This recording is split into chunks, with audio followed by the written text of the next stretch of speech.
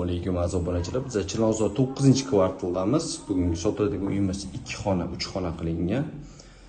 Kvadrati 50 metr kvadrat, xonalari alohida bioz zal. Balkoni 2 ga 6 balkon, g'ishtli dom.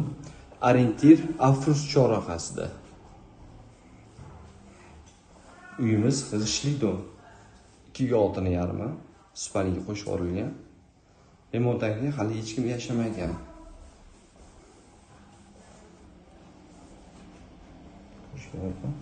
Bu yoq sanusi. Bu yoq oshxona joyi, balkon ko'chgan, choy ichgan joy qilgan. Bu yoq balkonni yarmi. Tayyor kuxonishka xonasi tayyorlab qo'yilgan. Uyimiz narxi kelgan bo'lsa 70 ming so'rashyapti. Kelishga beradigan joyi bor. Kimga qiziq bo'lsa aloqaga chiqasizlar. Oldindan rahmat.